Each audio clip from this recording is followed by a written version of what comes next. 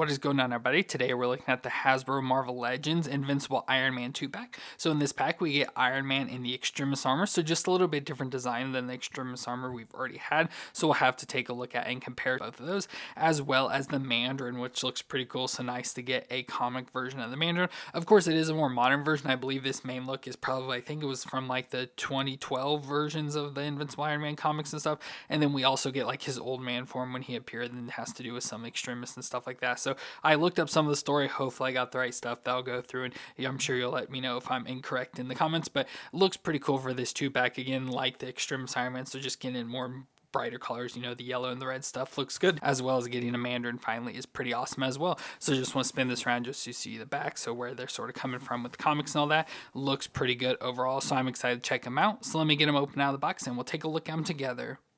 So we're going to start off with Iron Man in the Extremis armor. So of course it's still Tony Stark, which Extremis is a super soldier project that uses nanite technology. Iron Man ends up getting severely injured fighting a domestic terrorist that was altered by Extremis, and to survive he takes some Extremis himself, which heals his injuries and improves his neural interface with his armor and technology. And with this he can control his armor through brain impulse and summon it, as well as giving him enhanced reflexing, healing, and brain function.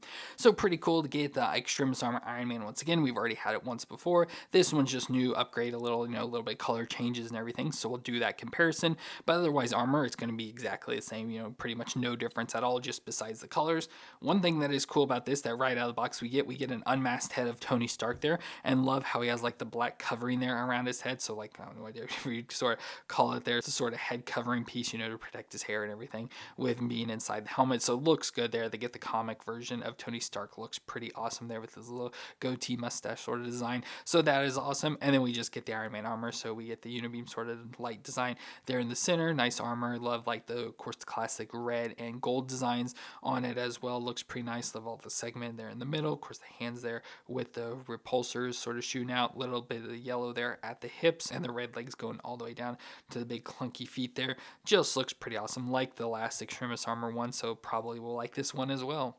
Now, movement-wise, his head will twist all the way around, and it has a nice hinge there, so we should get pretty good range back and forth as well. So obviously for flying, we could look up pretty high there, but then also has like a lower, like sort of dumbbell joint or something there at the neck, so it allows that lower section to move, so you can get really good movements back and forth. It's just the armor there around the chest and stuff that's really getting in the way of any of the movements. The shoulders will come up to 90 though, and it has the butterfly back and forth, and then we'll rotate all the way around as well. We get a bicep twist and the double elbow joint. Now it is a little stiff there, so not the easiest to move. It will bend up that far, which is really good. Then of course down to the wrist, they'll twist all the way around, and it has the hinge back and forth, so of course get that hand up for the repulsors.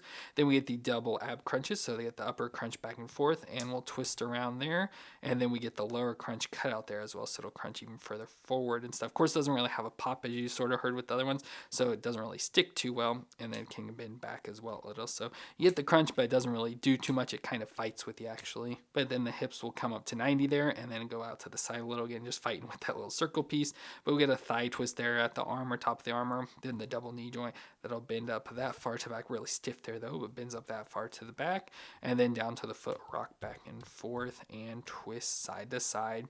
So decent movements overall for the Iron Man. Of course the armor is the thing that mostly gets in the way, but even for the Iron Man armor, has pretty good range. But then we get some accessories for him. So of course, since he has the unmasked head, we get the helmeted head there as well. So there we just get the helmeted version of the Extremis armor. And again, with that, like I said, if you want to do flying stuff, can easily look up there. So really nice for that overall, and like that design, especially with the nice bright yellow face. We get some additional hands, so we get fist hands that go along with it. But of course, for me, always like the repulsor hands, and we get the repulsor blast to go in them as well. So we can put these in his hands. So there's Iron Man with the repulsor blast shooting out his hands, as is pretty typical. So that all looks pretty awesome. So nice design. And as I mentioned, we've had the Extremis armor before, so here is that last one. So there's what it looked like. Actually, there is difference. I thought they would just be complete reuse, but you can tell difference in the abdomen there. But everything else does look pretty similar. Even some more designs there on like the crotch section of this new one, the thighs, legs, everything there looks, yeah, pretty much the same. Not noticing any difference there. The arms, let's see, pretty similar overall. Don't really notice. And then the head designs, yeah, they look relatively similar. Yeah, I think they are the same as well. It's hard to really tell the difference, but they do look pretty much the same there. So yeah, just in that midsection for some reason, like right in this section, they did switch it out some, but everything else looks relatively the same compared between the two. So like I said, this one was pretty nice. Still have the same, the red and the gold, just it's much more metallic. The red has the metallic on it as well, so it's a like different shade of red and stuff. I just like the brighter colors of this version of the Extremis, so I probably like this one a little bit more. But either way, I like the armor for both. I just think it's a nice like sleeker armor there. And then, of course, we also get the Mandarin, which for us is the first time getting the comic Mandarin in our collection. So we really wanted this pack for that. Although it's not like, the exact Mandarin look would probably probably one of the more older designs would be a little better, where this just looks like a guy in a suit, but looks good for the Mandarin overall. Now, he's a warlord and criminal mastermind that wants world domination, that came into possession of alien technology in the form of 10 rings that give him incredible powers. And of course, I'll go through those rings. But I believe for this set, especially more with the additional head that he comes with, is more for this specific story part. But he resurfaces as an older looking man named Tim Borgigin, I don't know how to say the name, as the CEO of Prometheus, trying to create an army of soldiers using Extremis. And at this point, he had the 10 rings fused into his spine and 2 artificial hands that were cut off when he was imprisoned before he escaped. So that's why I think more of the other design, like head and hands and stuff, we'll get with him. But this design was more, like I said, I believe it was from the 2012 The Invincible Iron Man series, where Mandarin appear like this, just a guy in a suit. Looks good with like the younger face design. Love his like little goatee design, very similar to Iron Man there, and his longer black hair there, just sort of slicked back, hanging down there.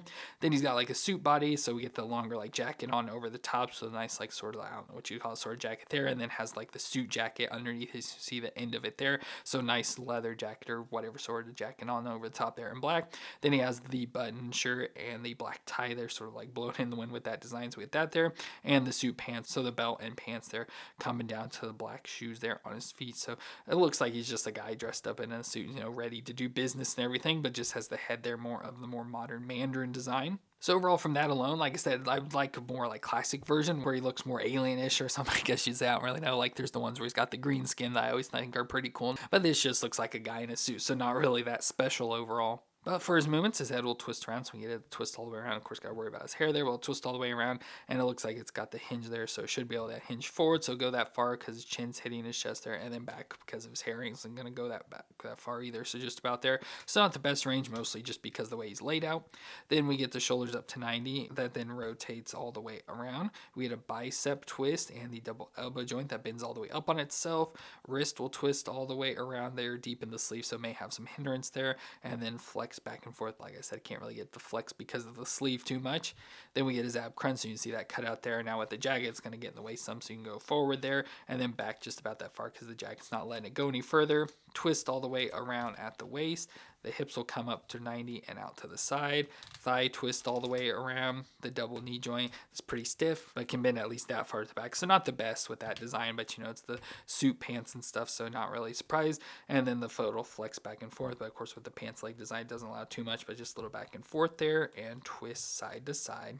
So not bad overall for the movements. Obviously he's wearing the suit, the jacket, and all that stuff kind of gets in the way, but usually the suited bodies don't really do that much anyways. Now to his accessories, we'll kind of go with that older man look that we got. So we get the additional head with the longer gray hair there. Still has the gray goatee and stuff, and just an older looking face, so we'll switch that out. So there's that head on. It kind of looks a little awkward on the body, especially with the way the hair is designed. It looks like it's, suited for another body more, but that's just the way it is here. But as I mentioned from the storyline, he looks older like this with that head design, and then also has the artificial hands. So with the hands with like the claw design, so let's switch those out. So there he is with those hands, and again, as I mentioned from this storyline, the rings are infused to his spine, so that's kind of crazy. I wish we could like remove his shirt and everything and see them on back on his spine and stuff. Would be pretty cool, but it looks decent there. Like I said, definitely not my look for the Mandarin that I'd prefer. I'd definitely just go with his normal other head for this, but it's nice it is included, part of one of his storylines and stuff, but obviously not the look I'd prefer.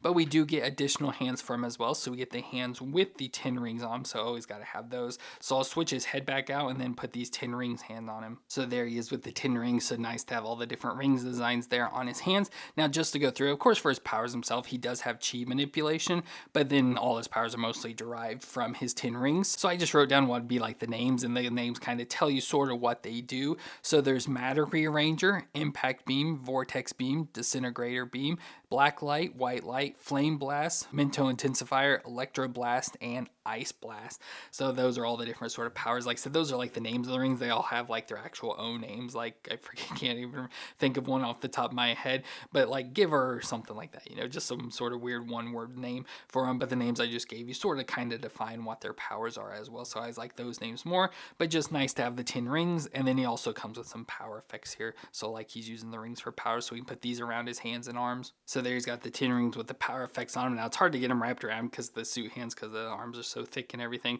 And again, not exactly sure how I wanted to put him on. I do like how there is sort of like it transitions from red to like a pinkish color here towards the end, so I tried to like do those up top first, but I had more issues getting them on his hand side to flip them around there, and they do fit a little bit better, but still not the best. And again, I don't know exactly how you get him to pose up with that, but it is nice, like I said, mostly just to add a Mandarin to our collection. Like I said, definitely not the look we'd prefer for him, but at least it's an addition to the collection. So that's going to be it for our Marvel Legends Invincible Iron Man 2-pack, where we got the Extremis suit Iron Man and the Mandarin. Both are pretty cool. Like I said, really like the Extremis suit Iron Man. It's been one of my favorite forms of Iron Man we've got in the past couple years. So really like this, just in the newer, like I'd say more classic colors of the brighter golds and red stuff. So really like that. And then also getting the Mandarin, like I said multiple times, don't like the look too much, but nice to just add him to our collection at least. So let me know what you thought of these two figures down in the comments. And if you enjoyed my review, let me know what that like and hit the subscribe button to see more. But I want to thank you all for watching. I hope you all stay awesome out there, and I'll see you in our next review.